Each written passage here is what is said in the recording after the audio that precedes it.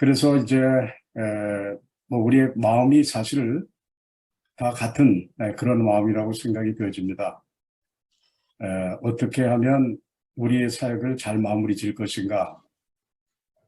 아무리 그 일을 열심히 해도 결론이 제대로 안 되면, 또 결론에서 실패하면 우리는 과거의 모든 사역들이 다 실패로 돌아간다, 이런 생각이 드는 때거든요. 그리고 또 주님 앞에서 우리가 제대로 된 그런 자세를 가지고 또 사역적인 안목을 가지고 우리가 사역을 남은 시간들을 그렇게 보내야 되겠다, 이런 생각을 많이 하게 됩니다. 이런 마음은 저만 가지고 있는 것이 아니고 우리 모두가 가진 마음이라고 생각이 되어집니다. 자, 그래서 좀 정리를 해야 되겠다 생각한 것이 바로 책이고, 그 다음에 이게 이제 제가 두 번째로 만든 책인데, 하나는 이제 한국 선교를 깨운다 2006년에 쓴 것은 이제 다 팔려서 나도 이제 책이 없는 그런 상황이고, 그래도 감사하게 그 당시에 그 베스트셀러로 있었던 적이 있었던 그 분야에서 이렇게 해서 너무 감사했고요. 이 두 번째 또 책을 오래간만에 쓰려고 보니까 오히려 수준이 더 낮아졌다 하는 생각이 들 정도로 쉽지 않더라고요. 그래도 코비드의 시간에 집에 있는 시간이 너무 무례하고, 그래서 좀 그 시간을 이용할 수 있는 것이 좋겠다, 이렇게 생각을 해서 쓰기 시작했는데, 결국은 이제 이 인쇄 과정 또는 이 편집 과정, 또 이 책 회사를, 출판사를 찾는 이런 과정들이 시간이 많이 걸렸어요. 거의 1년이 걸렸어요. 그래서 이제 그 전에 나왔어야 될 건데 이제 이 책이 나왔습니다. 그래도 다행스럽게도 예영 출판사에서 기쁘게 이 책을 만들어주고, 또 거기에 사장 되시는 그 권사님이 아주 그 선교에 많은 관심을 가지고 있어서 저와 늘 그냥 대화를 하고, 또 오늘 아침에도 저희가 CBS죠. CBS 그 기독교 방송에 줌으로 다음 주에 우리가 같이 이 책의 설명회를 갖도록 그렇게 마련을 해 주었습니다. 그래서 아주 좋은 교제 시간과, 그리고 전환들의 그 보람 있는 그러한 시간들을 보내면서 이 책을 쓰면서 어떻게 저희의 그 과거의 사역들을 어떤 모습으로 정리를 해야 될 것인가, 이런 생각을 하면서 이 책을 쓰게 되었습니다. 그래서 이제 우선 책을 쓰려면 프레임이 있어야 되고, 그 프레임에다가 이제 살을 붙이는 거죠. 그래서 그 프레임을 어떤 모습으로 할까 라고 생각을 하다가 제가 위튼에서 공부한 인터컬처럴 커뮤니케이션, 그 주제가 굉장히 중요하겠다 하는 생각을 했습니다. 물론 정글에서 무슨 뭐 이론이 필요하냐, 이런 얘기를 하실 분들이 있을 수 있죠. 그렇지만 이 정글 사역일수록 우리가 더 어떤 이론을 가지고, 또 어떤 선교적 안목을 가지고 접근을 할 수 있다면 이 사역이 굉장히 그 보람을 가질 수 있겠다, 이런 생각을 하게 됩니다. 저는 사실 5년 동안 정글에서 교회를 설립하고 그런 사역을 하다가 2년 동안 위튼 대학에서 이제 이 커뮤니케이션을 했고요. 그 다음에 다시 물론 바울의 집에서 1년 반 동안을 선교사 훈련을 했습니다만은, 그 후에 이제 다시 안중환으로 가서 학교 설립하는 그러한 그 안중환 신학교에서 그 설립 사역을 우리 거기 현지 지도자들과 같이 했다고 하는 것이 이제 저의 사역의 기초가 되었습니다. 그래서 이런 것들을 정리하는 데 있어서 여기서 강조되어진 것은 역시 어떻게 전략적인 그런 차원에서의 사역을 만들어낼 것이냐. 그래서 이 부제를 어떻게 만들었냐면, 확실한 복음 소통을 위한 커뮤니케이션 전략이다, 이렇게 얘기를 썼습니다. 자, 그래서 확실한 복음 소통이라고 할 때 이제 커뮤니케이션을 얘기하죠. 그래서 이 소통, 어떻게 보면 이 채널링을 만들어서 이 채널링을 통해서 복음이 전달될 수 있도록 현지 사람들에게 효과적으로 전달될 수 있도록 또 어떻게 보면 수준이 낮고 가난하고 힘든 사람일수록 우리는 그들과 같이 접촉점을 찾아야 되고 또 거기에 필요한 그 수준에서 복음을 전해야 된다라고 생각할 때 전략은 절대적으로 필요하다 이렇게 생각이 되어집니다. 물론 전략이라는 말은 이제 큰 그림에서 우리가 쓸 수도 있고 한 지역 복음화에 대한 전략이라든지 한 나라에 대한 그런 전략이라는 말을 이제 많이 얘기를 하지만 어떻게 보면 너무 막연한 그러한 이야기로 나올 수가 있습니다. 그런데 이제 이 커뮤니케이션의 전략이라고 하는 것은 이 개인적인 그 접촉에서의 만들어지는 그러한 전략이다 라고 생각할 때 굉장히 사소하고 그리고 아주 그 퍼스널하고 그리고 우리가 개인이라고 했을 때는 그것이 뭐 도시의 사람이든 정글의 사람이든 할 것 없이 한 사람을 만나서 그들과 대화를 통해서 우리에게 필요한 그 메시지를 전달하고 한다고 하는 그런 의미에서 볼 때 이런 전략을 갖는다고 하는 것이 굉장히 중요하다 이렇게 생각이 되어집니다. 그래서 저는 5년 동안 그 사역을 쭉 하면서 제가 가지고 있었던 여러 가지 문제점들, 어려운 점들을 가지고 위튼에서 공부를 했었다고 하는 것이 굉장히 도움이 됐고요.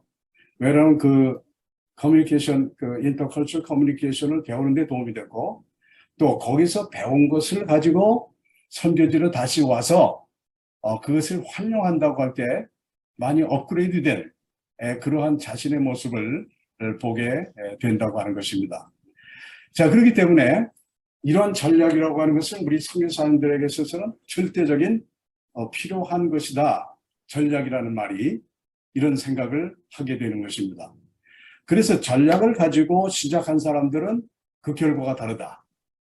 그러나 전략 없이 그냥 막연하게 뛰쳐나가서 되는 대로 하고 어떻게 보면 신앙적인 사람들은 하나님이 인도하신 대로 하겠다라고 생각을 하는 사람들이 많이 있어서 그러한 사람들의 모습을 보면 굉장히 훌륭한 점이 많죠. 신앙적인 그런 결단을 한 것이니까.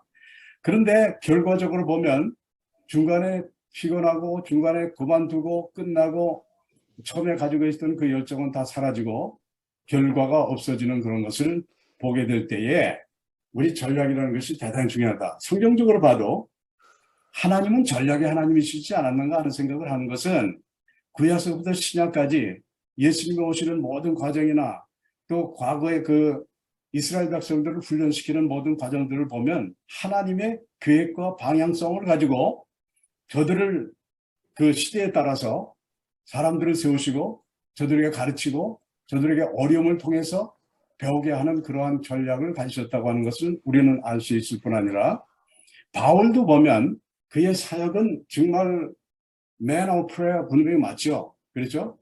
그 기도의 사람 맞는데 정말 또한 전략의 사람인 것을 우리는 잘 알고 있습니다. 그 전략이라는 것은 뭐 지금 제가 얘기한 그 퍼스널한 것이 아니라 전 세계를 복음화하겠다는 그런 대단한 그런 꿈의 전략이죠. 그래서 반드시 내가 로마를 가야 되겠다 하는 그런 생각을 가지고 있고 또 예수님께서 나에게 부탁하신 것은 바로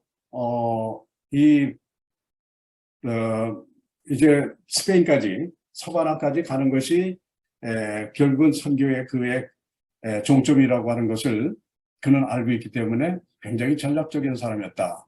또 훈련시키는 것도 마찬가지고 사람을 세우는 것도 마찬가지고 그러니까 결국은 기도와 전략이 같이 있어야 된다. 그런 얘기를 이제 제가 쭉 책에서 썼습니다. 뿐만 아니라 이 책에는 이제 커뮤니케이션의 그 다양성, 우리가 이제 커뮤니케이션 그러면 일반 그 마케팅에서 많이 사용되어지는 것이고 또 일반 그 무슨 매스 커뮤니케이션이나 그런 그 신문 방송학과에서 많이 다루는 그러한 사람들 간의 그 관계성과 접촉과 어떻게 많은 상품들을 팔기 위해서 어떠한 전략을 커뮤니케이션 전략을 가지고 있느냐 하는 것에 대해서 얘기를 많이 하고 있거든요. 그런데 이제 이것을 유진 나이다라고 하는 사람이 기독교의 커뮤니케이션으로 그것을 영입을 했어요. 그래서 기독교의 커뮤니케이션, 왜 그러냐면 우리가 복음을 전하는 것이기 때문에 커뮤니케이션을 얘기하지 않으면 안 된다. 그것을 배우지 않으면 안 된다. 그런 얘기죠. 그렇기 때문에 기독교 복음을 어떻게 효과적으로 전할 것이냐 하는 것에 대해서 얘기를 하다 보니까 그것을 이제 커뮤니케이션을 기독교 세계로 가지고 왔고요. 그 학문을. 그 다음에 그 찰스 크라프트라든지 훌러의, 그 다음에 이제, 데이빗 해슬그레이브 같은 분들이 이 커뮤니케이션 이론을 아주 책으로 만들어서 잘, 그 책을 정말 효과적으로 복음 전파에 쓰여질 수 있도록 커뮤니케이션 이론을 잘 전개를 했습니다. 자, 그래서 이 커뮤니케이션 그분들이 얘기하는 것은 뭐냐면 우리가 커뮤니케이션을 한 가지 말 잘하는 것으로 생각을 하는 사람이 많이 있지만 그것은 절대 아니라는 것이죠. 우리가 개인적으로 관심을 가지고 그들과 접촉하는 일이라서부터 시작해서 사랑의 커뮤니케이션이라든지 봉사라든지 그들의 마음을 사는 것이라든지 또 그들의 그 환경을 우리가 충분히 이해를 하면서 거기에 필요한 문화적 이슈를 잘 이해하면서 복음을 전하는 것이 커뮤니케이션의 다양성이다. 그렇게 얘기를 하고 있습니다. 자, 그래서 이것을 어떻게든지 커뮤니케이션의 복음 전파에 적응할 수 있도록 해야 된다. 그런 얘기죠.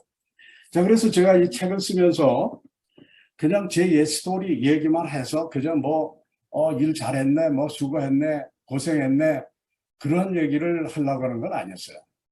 그거 다른 선교사님들도 많이 그렇게 하시는데 나만 자랑할 것도 없고 자랑한다고 나한테 헌금할 사람도 없는 거고, 그래서 자랑은 아니고 어떻게든지 그 정글에서 있을 수 있는 여러 가지 케이스를 통해서 우리가 이 복음 전파의 전략을 우리가 우리 나름대로 지역과도 다 다르지만 적용하는 것이 필요하다. 그래서 간단한 그 이론을 거기다가 전개를 하기 시작을 했습니다. 자, 그래서 이 데이빗 해슬그래브가 제일 그래도 효과적으로 책을 크게 썼고 또 그 책을 그 커뮤니케이션 크로스 컬처리라고 하는 커뮤니케이팅 크라이스트 크로스 컬처리라고 하는 그런 책을 통해서 제가 그분한테 직접 공부를 했죠. 휘튼에서. 그분은 이제 휘튼 그 교수는 아니었지만 이제 트리니티 델크 세미나리 그 트리니티 스쿨에서 오셔서 강의를 했는데 그분의 이론은 이렇게 이제 전개를 하고 있습니다. 여기서 보면 그 메신저가 있고요. 그 다음에 메시지가 있고 그 다음에 수신자가 있다. 이렇게 이제 생각을 하는 거죠. 자, 그렇다면 메신저라고 했을 때 메신저는 복음을 전하는 사람입니다. 하나님께서 부르셨고 그를 훈련시키셨고 그를 파송하신 사람이 메신저죠. 또 하나님 자신이 이 소스라고 할 때 우리가 복음을 전하기 위해서는 하나님 자신이 또 소스가 된다. 그래서 그분이 얘기하는 것은 하나님, 그 다음에 선교사, 그리고 선교사가 훈련한 그 또 다른 지도자, 이런 것을 이제 얘기를 하고 있고요. 그 다음에 두 번째로 메시지를 제가 두 번째 챕터로 얘기를 했어요. 자, 메시지라고 했을 때에 우리가 어떻게 효과적으로 수신자에게 맞는 그러한 수준의 메시지를 우리가 준비할 것이냐, 또 메시지를 우리는 준비하기 위해서 어떤 자세를 가지고 하나님 앞에 나가야 될 것이냐, 또 우리는 하나님 말씀을 우리가 배우는데 그 메시지니까 그것을 어떻게 나의 양식으로 뿐만 아니라 이제 수신자, 복음을 들어야 될 사람들이 들어야 될 그런 메시지로서의 그 양식을 우리가 준비해야 될 것이냐, 이런 문제를 이제 얘기를 쭉 했고요. 그 다음에 세 번째 챕터에서는 수신자, 그러니까 우리가 수신자를 모른다면 마치 적을 모르는 것 같은 것이다. 상대방을 모른다고 하면 내가 커뮤니케이터에서 자격이 없다. 이런 것을 이제 가지고 수신자에 대해서 그 지역의 모든 상황들을 얘기했고요. 그 다음에 이제 상황화에 대해서 얘기를 했습니다. 상황화라고 하는 말이 이제 우리가 많이 지금 이제 학에서 쓰고 있습니다. 그러나 이제 상황화에 대해서 또 많은 사람들이 문제를 제기하고 있습니다. 상황화라고 하는 것은 어떻게 보면 토착 신학을 얘기하는 것은 아니다. 그런 얘기죠. 토착 신학을 얘기하는 것이 아니라 상황 신학을 얘기하는 것이 아니라 상황화라는 것은 어떻게 하나님의 말씀을 내가 이해를 하고 상대방의 문화 속에서 그 말씀을 이해하게 만드느냐. 이것이 상황화라고 하는 것이죠.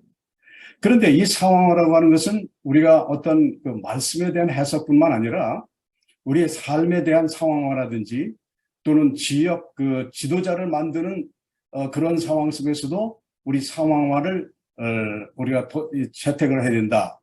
그런 얘기를 이제 쭉 하면서 나중에 얘기를 하겠습니다. 그 다음에 이제 마지막은 이제 소음에 대해서 noisy. 우리에게 복음을 전하다 보면 우리 방해 요소들이 굉장히 많습니다. 어느 지역이든지 마찬가지죠. 그래서 그 방해 요소를 어떻게 최대한으로 우리는 줄일 수 있어야 될 것이냐. 뿐만 아니라 이 방해 요소가 있다고 하는 것은 당연한 것이다. 왜냐하면 우리는 우리의 싸움이 마귀와의 싸움이기 때문에 이 소음에 대해서 얘기를 하게 되는 것이죠.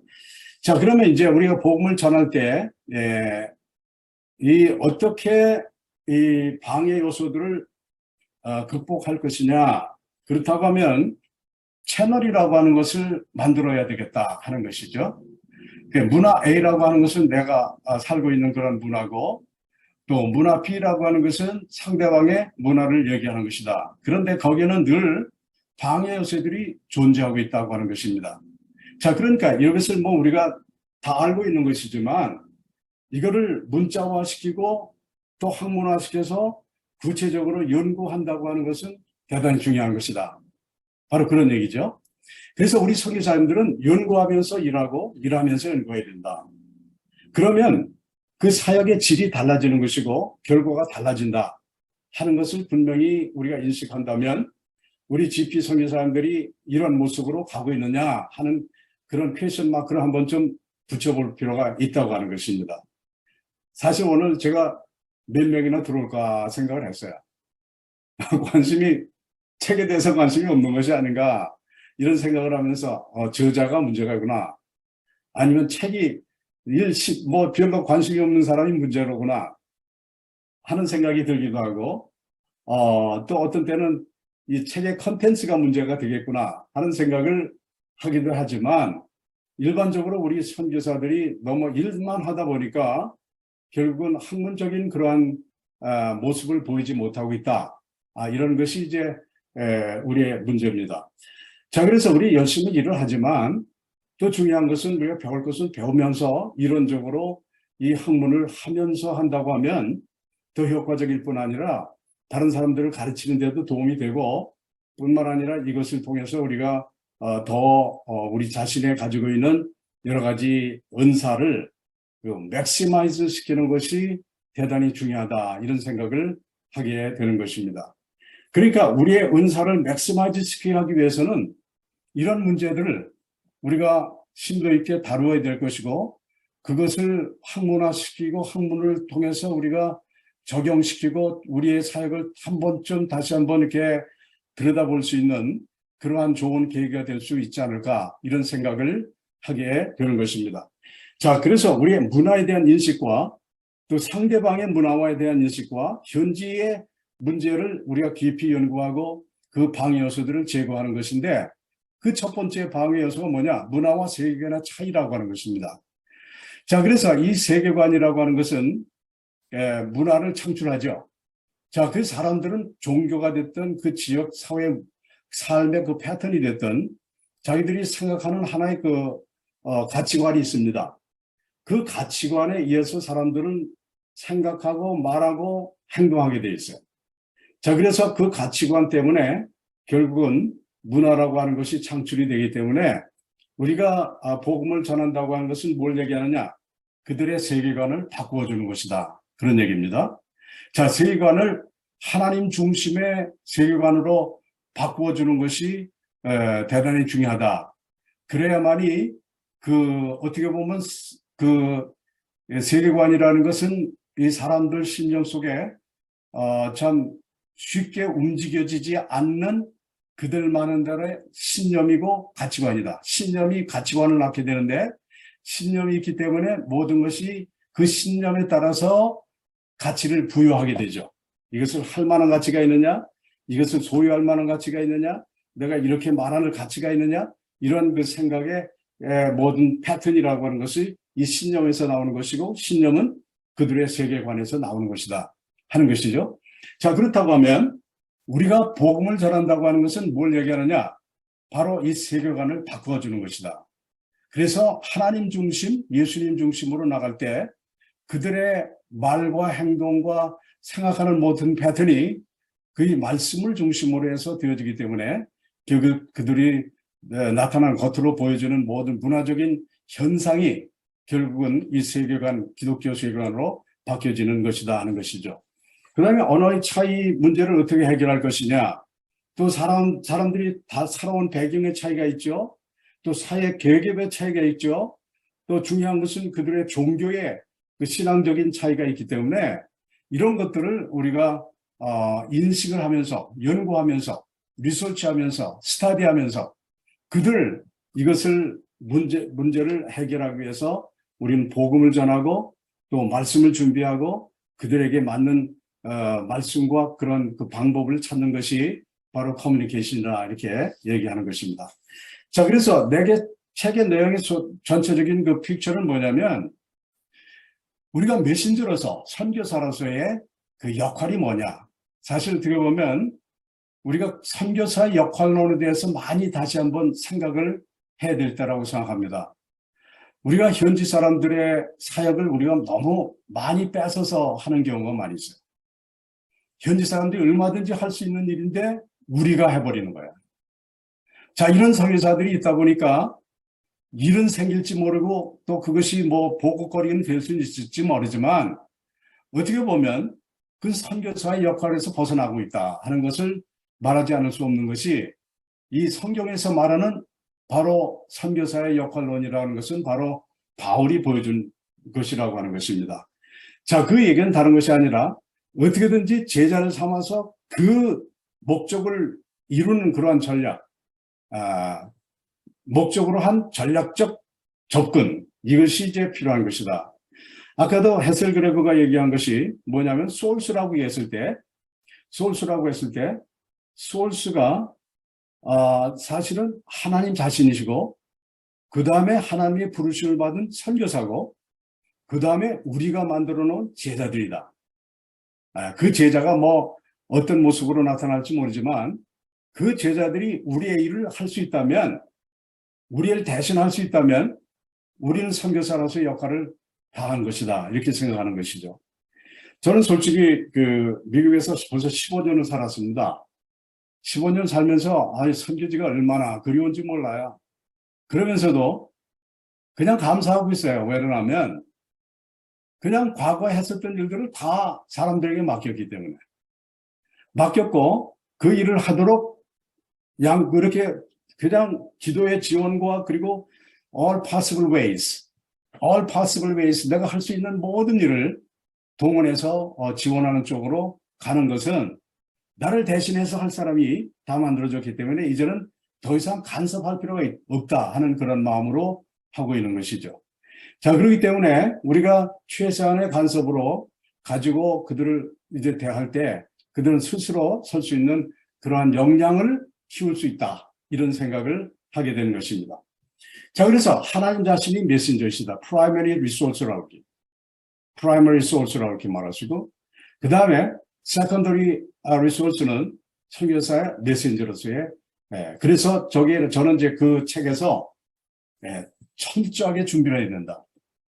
준비라는 말을 굉장히 많이 했어요. 내 자신이 준비를 많이 했기 때문에 옛날에 조동진 목사님을 통해서 엄청난 훈련도 받았지만 그 후에도 뭐 IMF라고 하는 것을 훈련도 받았고 또 계속해서 여러 가지 직접 간접적으로 훈련을 받고 저는 이제 formal training, informal training 이 두 가지를 얘기를 쭉 했는데 하나님께서 formal로 뿐 아니라 informal하게 나도 모르는 사이에 하나님이 나를 준비시켜 줄 거라는 그런 일들이 너무나도 많다고 하는 것을 제가 깨닫게 되었습니다. 근데 그것은 뭐 우리가 얘기를 해도 계속해도 부족함이 없는 것은 뭐냐면 성경에서 준비되지 않은 사람이 하나님의 쓰심 받은 사람이 없다고 하는 것이죠. 그 준비도 보통 준비가 아니라 대단한 오랫동안 많은 시간을 투자해서 하나님은 사람들을 훈련시키신 것을 보면 우리가 준비를 간단하게 해서 선교지로 나간다는 것은 잘못이라고 하는 것입니다. 그 다음에 이제 선교사가 교육해서 만들어진 제자, 이것을 선교의 목적으로 생각하는 것입니다. 그래서 메신저라고 하는 것에 여건을 했고요. 그 다음에 이제 준비되는 메시지는 적어도 세 가지를 제가 얘기를 했습니다. 첫 번째는 하나님을 아는 지식, 두 번째는 거듭난 자아, 세 번째는 사명적 삶, 이렇게 세 가지를 얘기하는데요. 교육학에서는 제가 이제 바이올라에서 인터컬처럴 에듀케이션을 했거든요. 거기서 이제 PhD를 그걸 했는데, 인터컬처럴 에듀케이션을 처음에 들어갈 때는 Doctor of Education이었어요. EDD라고. 근데 그것이 바뀌어가지고서는 PhD in Education으로 이렇게 바뀌어졌는데, 거기에서 이제 강조되어지는 것이 이 세 가지더라고요. 그것이 뭐냐면 knowing, being, and doing이에요. 그런데 이 교육이라고 하는 것이 이 세 가지를 갖추는 것이다. 그렇게 얘기한다고 하면 우리 크리스찬들은 반드시 이 세 가지를 우리 갖춰야만이 자격이 되는 것이고, 배신자로서 이 세 가지가 갖춰졌는가를 스스로 한 번쯤은 생각을 해볼 필요가 있다. 이런 생각이 드는 것입니다. 자, 그래서 knowing이라고 했을 때 일반 학교에서는 뭐냐면 지식이죠. 지식을 배워야 된다. 그러니까 뭐 부모들이 맨날 앉아서 애들 지식 교육 좋은 학교 뭐 이런 얘기를 하는 거죠. 지식만 있으면 된다 하는 식이죠. 지식이 파워라고 그렇게 얘기합니다. 그러나 아리스토텔레스와 같이 이 교육 철학자는 인간이 교육을 받는다고 하는 것은 뭐냐? 도덕적 삶을 살기 위한 것이다. 그렇게 얘기하고 있습니다. 그 삶이라는 것은 그런 그 믿지 않는 철학자도 우리가 사람 됨됨이를 위해서 결국은 되어지는 것이 사람 공부하는 것인데, 사람들은 노행이 있어야 좋은 말하자면 이제 직업도 얻는 것이고 잘 사는 것이고 돈 좀 버는 것이고 이런 식으로 생각을 하죠. 자, 그래서 이 교육의 도덕이 사라져 버렸어요. 그러니까 어떻게 인간이 살아야 될 것이냐, 어떻게 우리가 사회생활을 제대로 할 것이냐, 그런 생각을 할 필요가, 그건 교육으로 배울 것이 아니다. 가치도 없다. 이렇게 생각하는 거죠. 그 다음 이제 doing은 뭐냐면 결국은 내가 해낼 수 있는 그런 능력을 말하는 것입니다. 능력. 그러니까 어떻게 보면 기술이 될 수도 있고, 이런 것들이 이제 할 수 있는 문제 해결을 할 수 있는 그러한 능력도 될 수 있고, 이런 것을 다 포함해서 doing이라고 이렇게 합니다. 자, 그런데 우리 크리스천들은, 특별히 선교사들은 하나님을 아는 지식엔 끝이 없어야 되겠죠. 말씀. 그 다음에 우리 자신이 얼마만큼 하나님 앞에 하나님이 기뻐하실 만한 삶을 사는 그런 being, 거듭난 자아를 가지고 있느냐. 그 다음에 세 번째는 뭐냐면 우리가 복음을 전할 만한 그러한 기술을 가지고 있느냐. 이런 것을 우리가 생각을 할 필요가 있다는 것이죠. 그래서 사명적 삶을 통해서 우리가 기술을 계속해서 터득하는, 아까 공부 얘기도 했습니다. 연구 얘기도 했습니다만은 그런 것을 다 포함해서 우리가 좀 더 쓰임 받을 수 있는 그러한 일꾼으로 다시 태어나는 그러한 모습이 대단히 중요하다. 이런 생각을 하게 되는 것이다. 하는 것이죠. 자, 메시지는 수신자의 메시지를 얘기합니다. 수준과 문화에 부합되어야 된다. 두 번째는 메시지 의미를 전달하기 위해서는 적절한 미디어를 이용한다. 그래서 이제 기호학 또는 기호화, 해석화 이렇게 얘기하죠. 아까 여기서 보면 이 중간에 보면 이제 기호화라고 그랬죠. 그러니까 메신저가 메시지를 만들기 위해서 기호화를 해야 되고, 해석하는 수신자가 그 메시지를 이해할 수 있는 그런 기술이 필요한 것이다. 그것까지도 이 메신저가 준비해야 된다. 그래서 결국은 메신저가 준비한 메시지가 수신자와 같이 만나는 것이다. 만나는 것이다. 내가 준비한 것이 만나는 것이죠. 만나게 만드는 그런 작업이죠. 그렇다고 할 때, 그럴 때 이 사람들은 이해하게 되어 있다. 그런 얘기죠. 자, 그래서 이 기호와 언어라든지 글이라든지 미디어, 음악 이런 것에 많은 관심을 가지고 준비해야 될 뿐 아니라 또 그들의 스스로 언어를 터득할 수 있도록 또 성경적 언어를 이해할 수 있도록 그렇게 만드는 것이고 또 말씀에 대한 관심을 갖도록 하는 것과 저들이 말씀을 들으려고 하는 노력과 그리고 저들의 필요를 터치할 수 있는 그러한 노력이 이런 모든 책임이 누구에게 있느냐? 바로 메신저에게 있다고 하는 거예요. 스피커라고 그러죠. 발신자를 얘기합니다.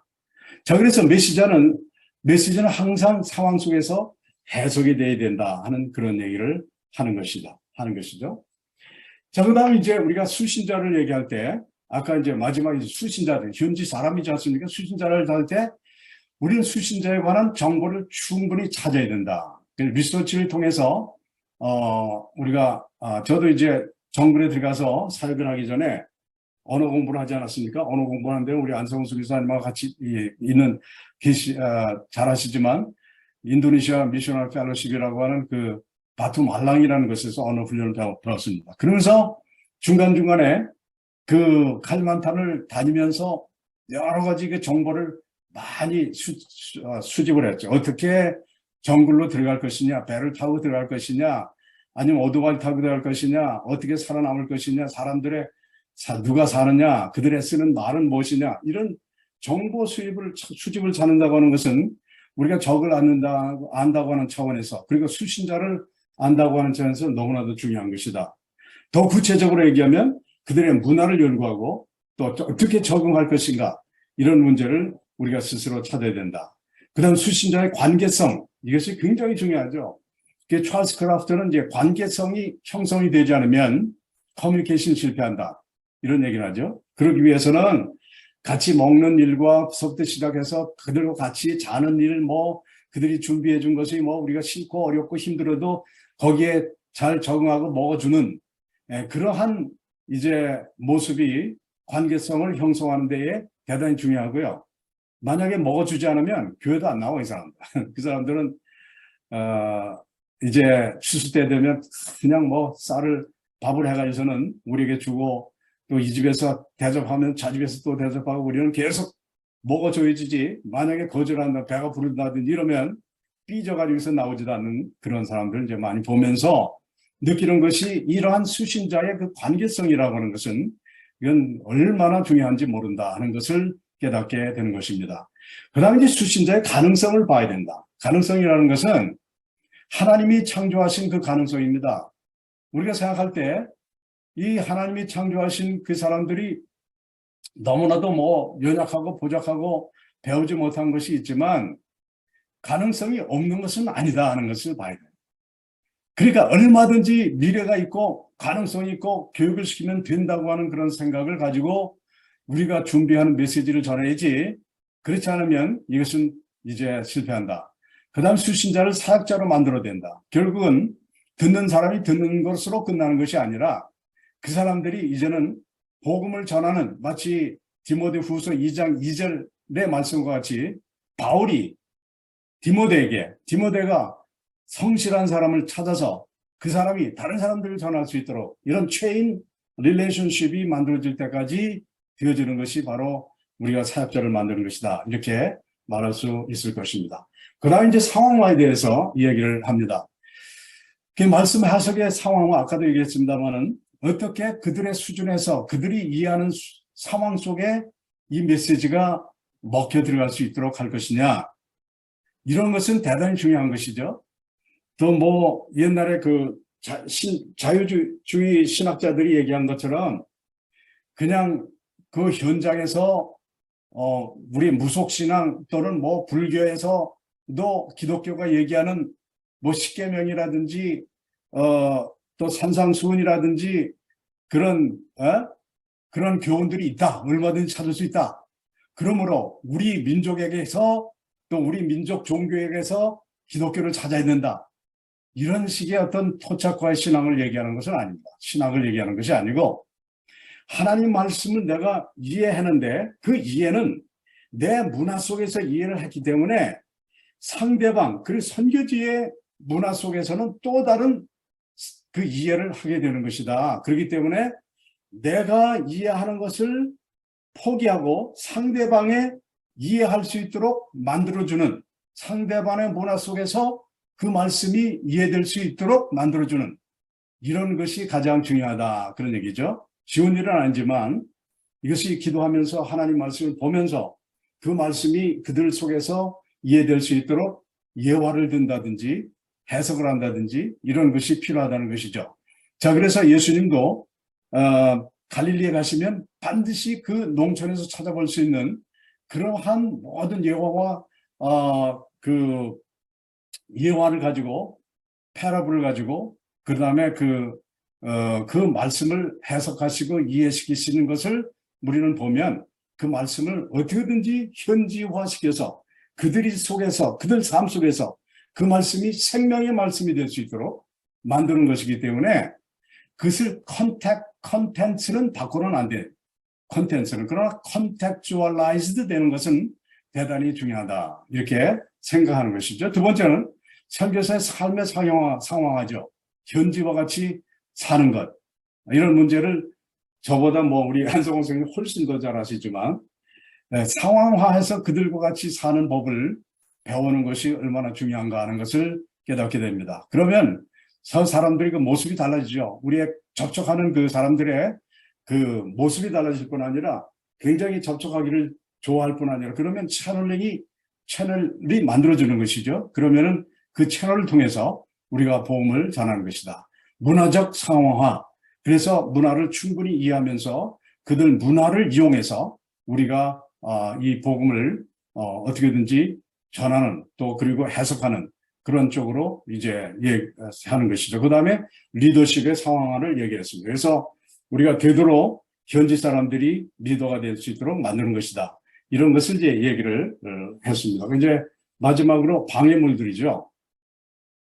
방해물들이 있는데 그것은 영적 전쟁의 현장이라는 것이죠. 방해가 없으면 그것은 마귀는 우리를 관심이 없다는 거나 마찬가지예요. 그렇죠? 방해가 없다고 하면 마귀는 우리에 관심이 없다는 거예요. 그러니까 everything okay, 좋다고 생각하면, everything okay면 사실은 마귀는 우리를 적으로 보지 않는 것이 아닌가, 이런 생각을 할 때가 많이 있습니다. 그런데 우리가 문제가 생기고 어려워지고 병이 들고 뭐 이런 일 저런 일 많이 생기는 것을 보면 그것은 영적 전쟁이 일어나고 있다, 마귀가 우리를 싫어하고 있다 하는 것을 우리는 감지하면서 오히려 우리의 마스를, 우리의 그 역량을 키우고 더욱 주님 앞에 나가고 주님의 능력을 받고 싸우려고 하는 그런 자세가 필요한 것이다. 비행기를 타고 정글 속 깊은 속에 가서 정말 놀랍게도 놀라운 역사들이 일어날 때가 있어요. 많은 사람들이 회개하고 뭐 병이 낫고 그런 일들이 종종 있습니다. 늘 있는 건 아니지만. 그래가지고는 신난다, 정말 이거 할만하다. 그리고 이제 집에 돌아왔어요. 왔는데 아내하고 우리 큰딸이 병이 들었더라고. 말라리아 걸린 거야. 거의 죽어가는 거야. 그때 간짝 느낀 것이 뭐냐면, 야, 이건 영적 전쟁이다.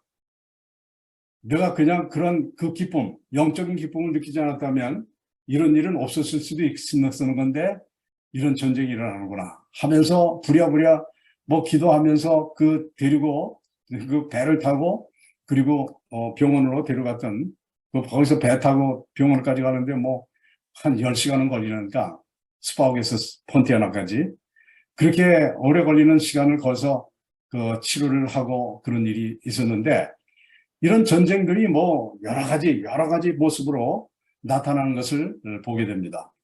그 다음에 거기에는 뭐냐면 참 가난과 싸움이죠. 얼마나 가난한지, 정말 그 가난한 사람들을 어떤 식으로 돌봐야 될지, 어떻게 그것을 해결해야 될지, 이런 싸움을 또 해야 되는 그런 경우가 있고, 요새는 세속과의 싸움입니다. 이제는 뭐 외부에서 엄청난 많은 그런 그 종교들이 들어오고 사람들이 들어오고 새로운 문명이 들어오면서 발달하면서 이 순진한 정글에서 자라온 사람들이 세속화되면서 종교를 바꾼다든지 이런 이제 일이 일어나면서 이것을 어떻게 해결할 것인가, 어떻게 저들을 굳건한 신앙으로 만들 것이냐. 이런 문제 싸움이 계속되어지고 있다. 마지막입니다. 이게 눈물로 씨를 뿌리면 하나님께서 거두신다 하는 그런 우리 가족이 지금 배를 타고 가는 모습으로 끝을 내겠습니다. 예. 우리 딸이 벌써 이제 다 커서 43살이 됐고요. 우리 아들은 지금 몇 살인가? 40살이 됐고 우리는 목사 부인이 됐고 이 베이비는 그래서 남편은 이제 미국 교회에서 담임 목사로 지금 일을 하고 있습니다. 예. 자, 이것으로 마칩니다. 다른 질문이 있습니까? 여러분들 한번 같이 나누시죠. 우리 안성현 선교사님 좀 얘기 좀 하시죠. 일단 박수 한번. 감사합니다. 이게 뭐 강의가 돼버렸어요. 괜히 쓸데없이. 우리 뭐 강의 들을 분들이 아닌데 우리 초병들이 좀 들어왔어야 되는데 우리 노털들만 시니어들만 들어가 있어는 이제 좀 서로 나누는 시간을 좀 가지려고 하는데요. 꼭 그 책의 내용만이 아니라 또 선교사의 삶으로서의 참 그래도 우리 1세대 선임 되시는 이현무 선교사님을 통해서 좀 듣고 싶은 이야기나 또 그런 이야기에 대한 질문도 괜찮을 것 같습니다. 제가 먼저 저 책에 대한 내용에 대한 질문을 하나 좀 드리려고 합니다.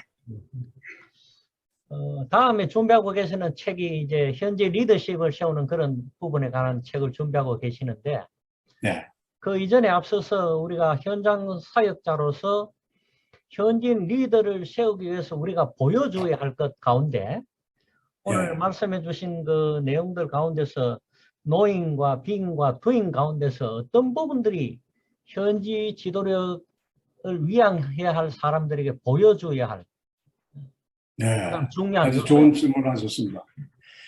저는 그 being이라고 생각해요. 우리 정말 우리의 자아가 하나님 앞에 아까 커뮤니케이션을 얘기할 때 우리 말로만 한다고 얘기하지 않습니다.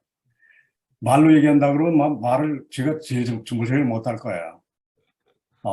제 말 들어가서는 은혜 받았던 사람 별로 없으니까. 그래도 그냥 뭐 있으니까 쓴다고 하면서 제가 말을 하고 하지만 중요한 것이 이제 우리 삶을 통해서 보여주는 것이 가장 그 아름다운 커뮤니케이션이다. 이렇게 생각하고 있거든요. 아까 두잉이라고는 얘기를 했습니다만 두잉은 우리가 기독교 특별히 선교사들 있어서는 어떤 기술적인 문제도 필요하지만 우리 사랑의 봉사 이런 것들이 좋은 커뮤니케이션의 방법이다 이렇게 생각을 합니다. 예수님께서 사용하신 것을 보면 물론 인격이시고 뭐 말씀 뭐 탁월하셨고요. 또 인격도 정말 뭐 완벽하시고 100%죠. 그 다음에 이제 주님께서 보여주신 그 힐링을 통해서 또 이 사랑의 표현을 통해서 보여주신 것이 엄청난 커뮤니케이션이거든요. 그래서 주님은 이 세 가지를 다 사용하셔서 커뮤니케이션을 하셨다고 생각하는데 우리가 제일 지금 취약점으로 남아있는 것이 뭐냐면 우리 선교사로서의 어떤 영적인 인격이 제대로 되고 있는가 하는 그런 질문을 한 번쯤 해볼 필요가 있다고 하는 것입니다. 어떻게 보면 우리 한국 기독교의 문제가 될 수도 있어요. 말씀에 대해서는 굉장히 한국 교회가 잘 가르치고 있거든요. 설교 뭐 엑셀런트하죠. 그리고 뭐 신학에서는 조그마한 이슈 가지고 얼마나 서로 그냥 싸웁니까? 그 싸운다고 하는 것 자체가 인격이거든요. 그렇잖아요. 그러니까 신학은 있는데 삶은 없다. 아니면 신학적으로 내가 승리하려고 하긴 하지만 내가 그를 통해서 정말 사람들을 감옥시키려고 하는 것이 없지 않느냐라고 생각할 때 이 신학이 우리의 삶으로 옮겨오지 못하고 있다. 이거나 마찬가지. 그러니까 보니까 그 사회가 변화되지 않죠. 그리고 자꾸만 위선자라고 하는 말이 뭡니까?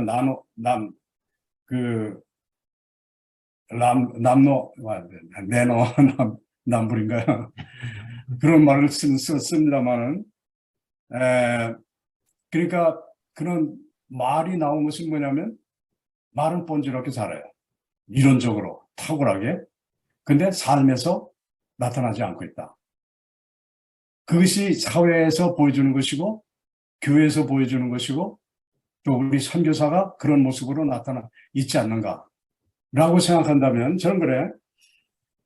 아이고, 내가 일을 못해도 주님 앞에 올바로 사는 사람이 됐으면 좋겠다. 이런 기도를 하고 있습니다. 주님 앞에 일은 못지 못해도 주님 앞에 올바로 사는 사람이 됐으면 좋겠다. 이것이 제가 소망하는 것입니다. 이런 모습이 현지 사람들의 눈으로 보면 이것이 저들의 100번 얘기하는 것보다 훨씬 더 파워풀하지 않겠나 이런 생각을 하는 것이죠. 모든